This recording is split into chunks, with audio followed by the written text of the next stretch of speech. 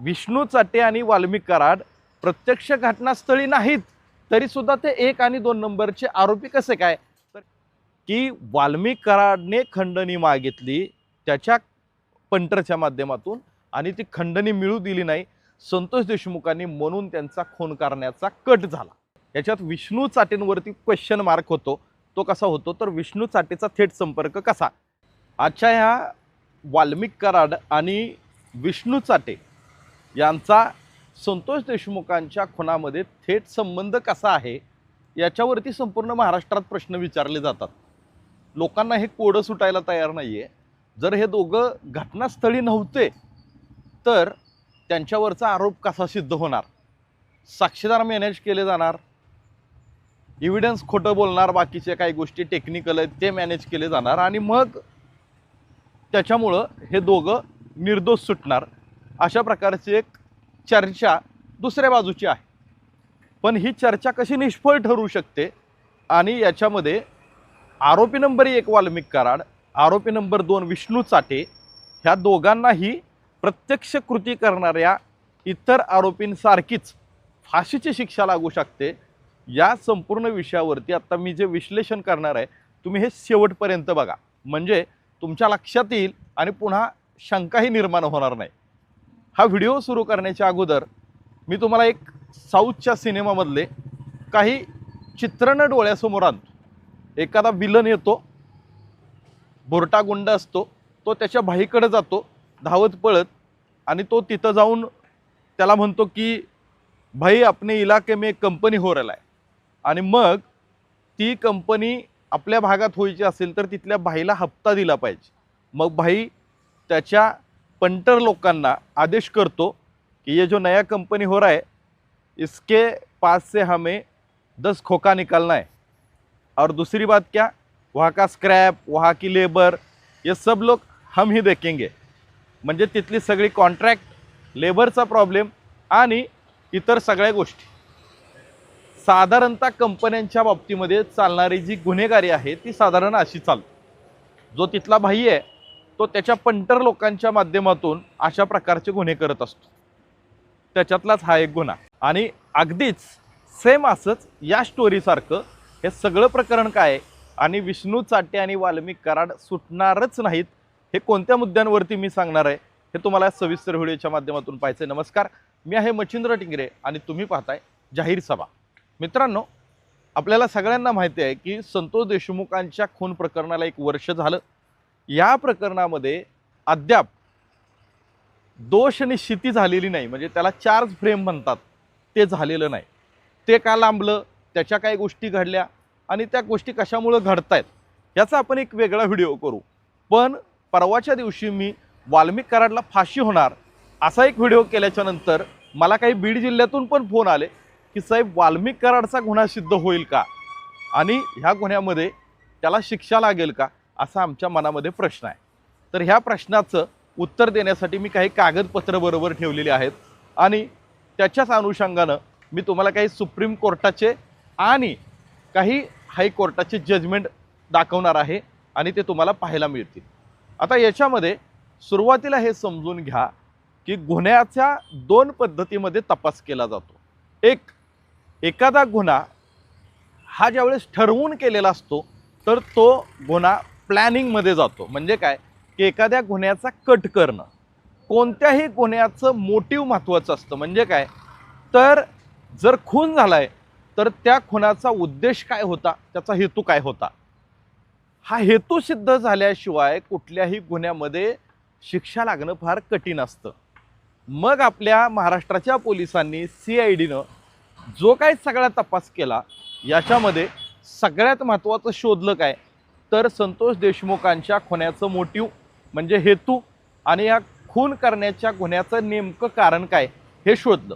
आणि ज्यावेळेस कारण समोर आलं आणि त्यावेळेस आरोपींची सिरियल लागली। आता आरोपींची सिरियल बघा काय, प्रत्यक्ष आरोपी कोणते पहिले धरले तर ज्यांनी खून केला ते, म्हणजे कोण, सुदर्शन आंधळे, सुदर्शन घुले, सांगळे, इतर जे आरोपी आहेत यांना प्रत्यक्ष घटनास्थळावर त्यांनी संतोष देशमुखांचा खून केला त्यांना पकडलं।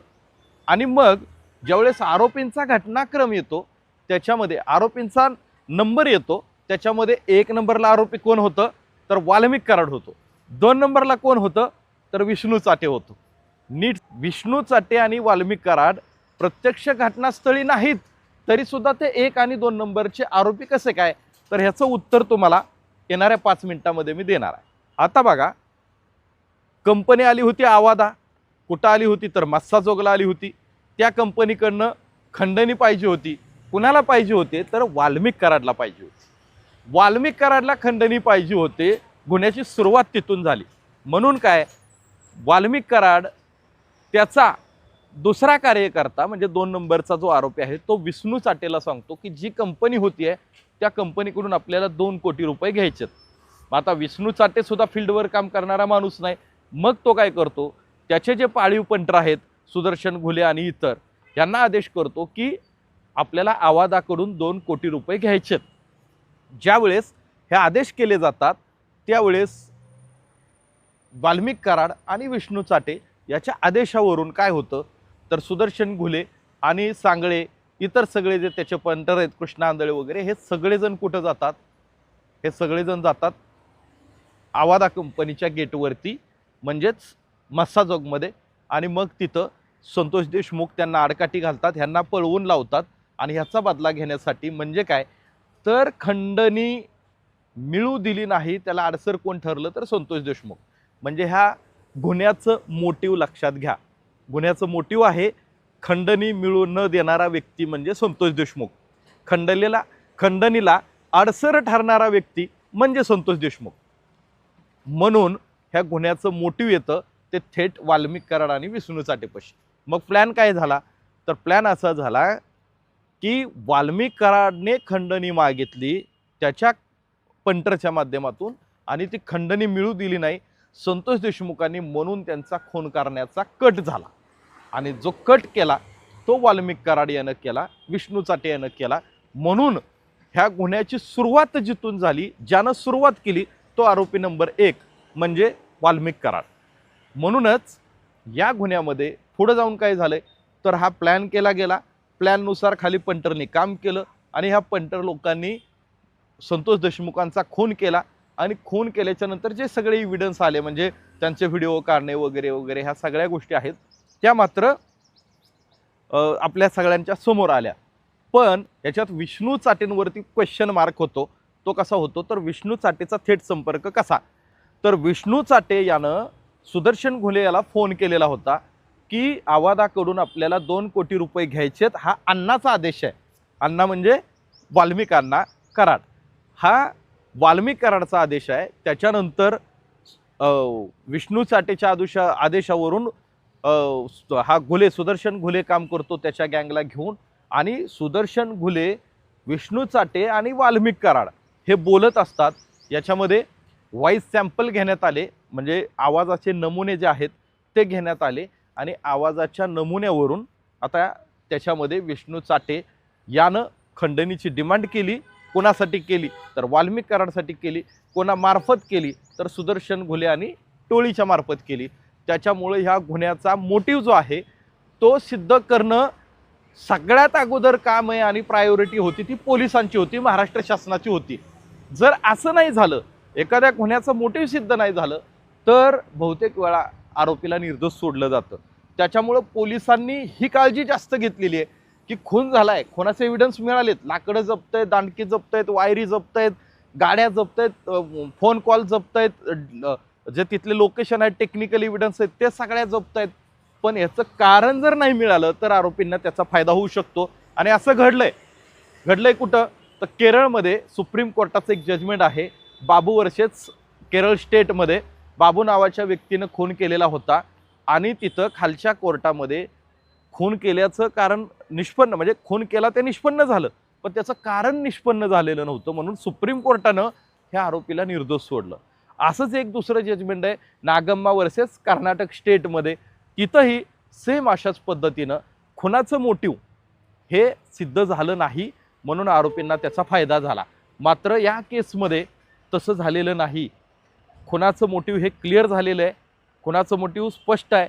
त्याच्यामध्ये रेकॉर्डिंग आहेत, त्याच्यामध्ये एव्हिडन्स आहेत, आय विटनेस आहेत, साक्षीदार आहेत, खंडणी मागायला गेलेल्या ठिकाणावरचे CCTV आहेत, तिथं कंपनीच्या अधिकाऱ्याला खंडणी मागितलेले काही कॉल रेकॉर्ड आहेत, अशा सगळ्या गोष्टी आहेत. त्याच्यामुळं याच्यातला आरोपी नंबर 1 वाल्मिक कराड, आरोपी नंबर 2 विष्णू चाटे यांचा या मूळ गुन्ह्याचा पाया म्हणजे थेट संबंध त्यांच्याशी आहे.